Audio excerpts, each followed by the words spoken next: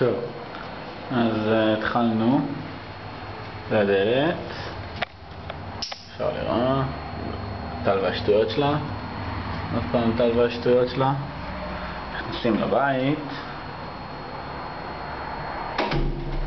זה הסלון. ספות את מזהה אולי של ההורים. פוף שהבאנו מטל, שידת, שטויות, פאזלים של טל. סייקו פה.